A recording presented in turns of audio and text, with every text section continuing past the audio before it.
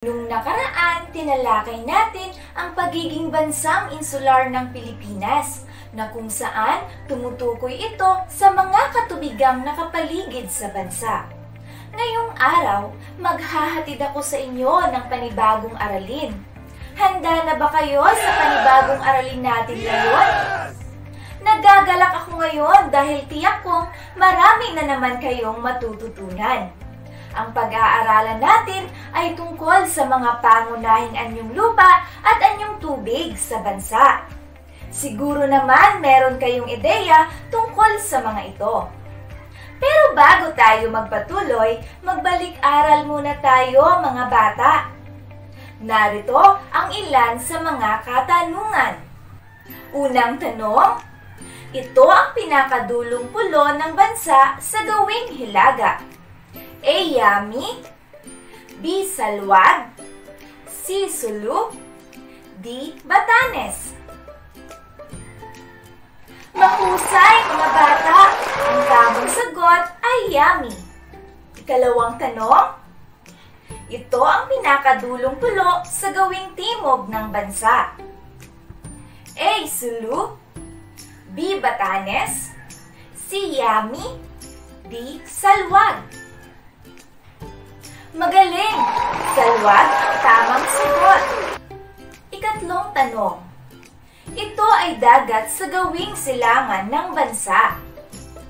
A. Dagat Celebes, B. Dagat Sulu, C. Karagatang Pasipiko, letter D. Bashi Channel. Tama mga bata! Ito ay ang Karagatang Pasipiko. Huling katanungan. Ito ay dagat sa bahaging hilaga ng Pilipinas. A. Dagat Sulu, B. Bashi Channel, C. Dagat Celebes, letter D. Karagatang Pasipiko. Magaling! Ang tamang sagot ay Bashi Channel. Ngayon, dumako na tayo sa mga katanungan na alamin natin ang kasagutan maya-maya lamang. Ano-ano kaya ang mga pangunahing anyong lupa at anyong tubig sa bansa? At ano naman kaya ang pagkakaiba at pagkakatulad nila? Para masagutan natin ang mga katanungang iyan, ay kailangan na nating magpatuloy sa ating aralin. Unahin na natin ang mga pangunahing anyong lupa sa ating bansa. Ano-ano nga ba ang mga ito? Dahil sa pagiging kapuluan ng bansa, ito ay binubuo ng maraming pulo. Sa mga pulo sa bansa, makikita ang mga pangunahing anyong lupa. Kinabibilangan ito ng kapatagan, bundok, burol at talampas. Unahin na natin ang kapatagan. Ano nga ba ang kapatagan? Ang kapatagan ay malawak na lupain na patag at mahaba. Angkop ang kapatagan sa pagtatanim ng gulay, mais at palay. Maraming naninirahan sa kapatagan. Isa sa mga kilalang kapatagan ng bansa ay ang kapatagan ng Gitnang Luzon. Meron ding tinatawag na bundok. Ano naman ito? Ang bundok ang pinakamataas na anyong lupa. Bundok Apo ang pinakamataas na bundok sa bansa. Ang pinakamahabang hanay naman ng bundok sa Pilipinas ay ang Sierra Madre. Ang burol din ay isang anyong lupa mga bata. Ano nga ba ito? Ang burol ay isang mataas na lupa ngunit mas mababa sa bundok, pabilog ang hugis ng itaas nito. Madaling makapagpalago ng damo sa burol, kaya mainam ditong mag-alaga ng mga hayop.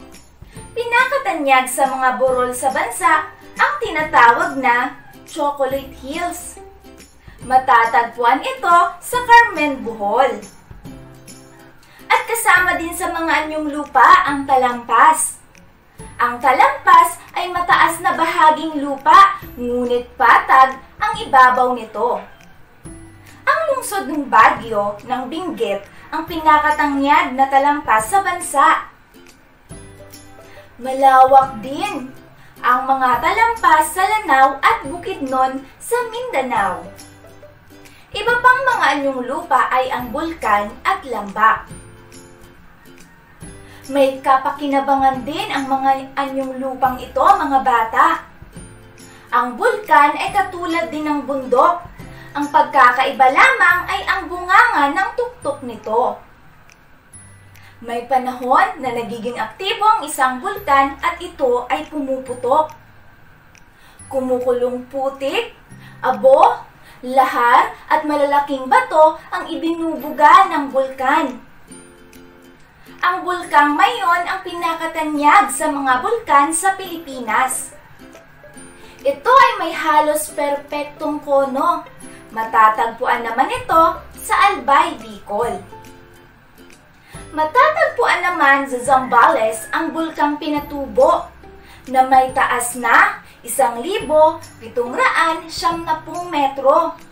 Itinuring itong patay na bulkan, ngunit naging aktibo at pumutok noong 1971. Sa Taal, Batangas naman naroroon ang bulkang Taal, ang pinakamaliit naman na bulkan sa Pilipinas.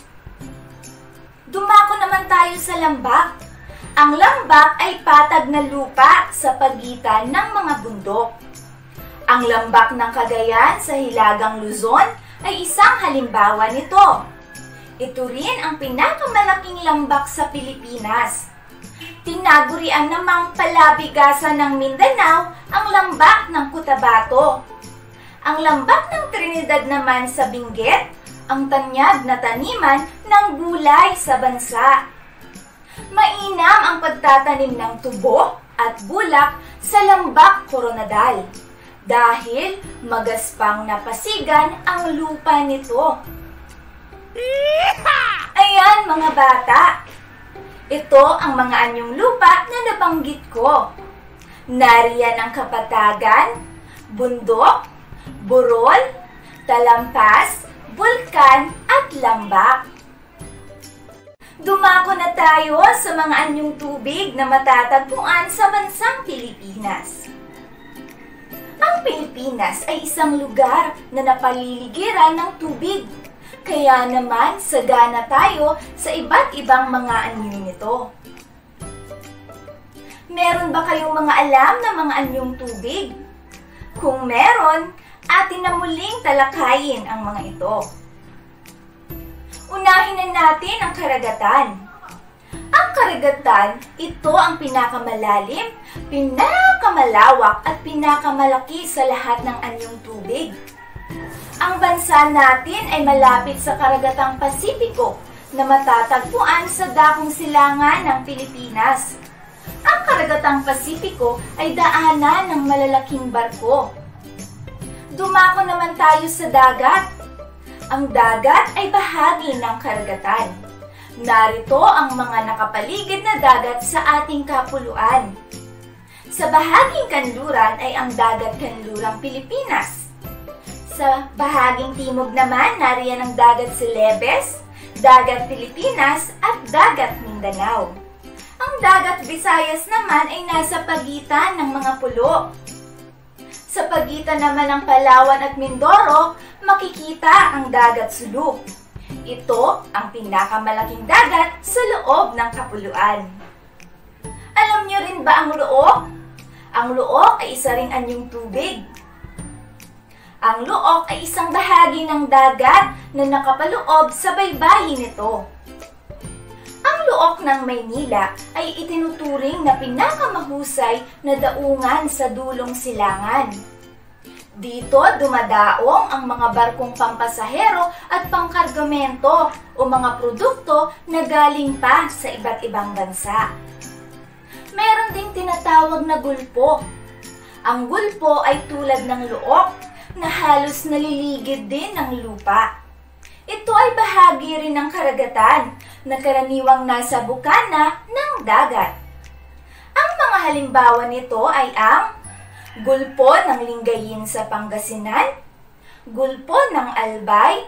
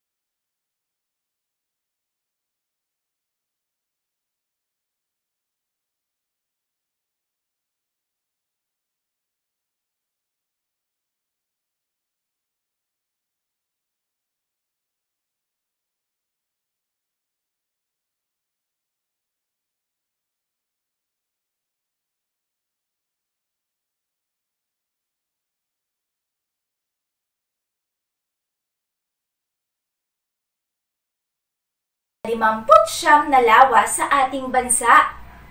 Anim sa pinakamalalaking lawa sa Pilipinas ay ang Lawa ng Laguna, Lawa ng Lanao, Lawa ng Taal, Lawa ng Mainit, Lawa ng Naujan. Ang talon naman ay isang anyong tubig na umaagos mula sa mataas na lugar tulad ng bundok. Ang talon ng Pagsanhan sa Laguna ang pinakatangyad sa ating bansa. Ipinagmamalaki rin ang talon ng Maria Cristina sa lungsod ng Iligan. Dahil narito ang plantang hydroelektriko na nagtutustos ng lakas elektrisidad sa maraming industriya sa kanilang lungsod. Ang bukal din ay isa ring anyong tubig. Ito ay nagmumula sa ilalim ng lupa. Ang tubig na nanggagaling dito ay mainit at mayaman sa mga mineral. Ang Pansol Hot Spring ang pinakabantog sa Laguna. Sa Albay naman natuklasan ang mainit na singaw na nanggagaling sa hot spring at maaaring pagkunan ng lakas geothermal na makatutustos ng elektrisidad sa Bicol. Ngayon mga bata, oras na para subukin kung meron nga ba kayong natutunan sa ating aralin ngayong araw. Ganito ang gagawin ninyo. Ilalarawan nyo ang mga anyong lupa at anyong tubig na ipapakita ko. At maaari kayong magbigay ng halimbawa ng mga ito. Halimbawa, kapatagan. Paglalarawan, patag na lupa. Halimbawa nito ay ang gitnang kapatagan ng Luzon. Ngayon mga bata, kayo naman. Ilarawan nyo ang mga ito at magbigay kayo ng halimbawa. Unahin na natin ang bundok. Lambak, talampas, at bulkan. Nariyan din mga bata ang karagatan, gulpo, luok, at dagat.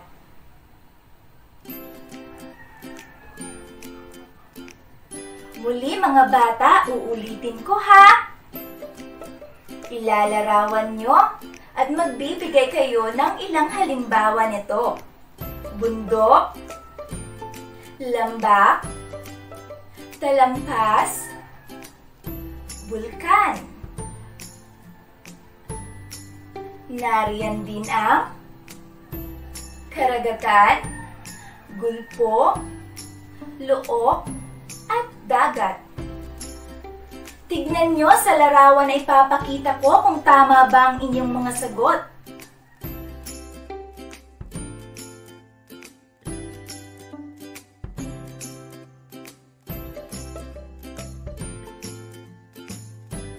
Kung ang mga sagot nyo ay tumugma sa mga pinakita ko, mahusay mga bata, may natutunan na kayo sa ating aralin. Ating tatandaan mga bata, na dahil sa pagiging kapuluan ng ating bansa, ito ay binubuo ng maraming pulo. Sa mga pulo sa bansa, makikita ang mga pangunahing anyong lupa na kinabibilangan ng kapatagan, bundok, burol at talampas. Meron din tayong mga bulkan at lambak. Tayo rin ay sagana sa mga anyong tubig, tulad ng karagatan, dagat, gulpo, kipot, channel, luok, lawa, ilog, talon at mga bukal. Tunay nga namang napakaswerte ng mga Pilipino dahil sagana tayo sa mga anyong lupa at tubig. Kaya naman nararapat lamang na pangalagaan at panatilihin ang likas na ganda ng mga ito. Siguro naman marami kayong natutunan sa ating aralin ngayong araw mga bata. Hanggang sa muli! Paalam!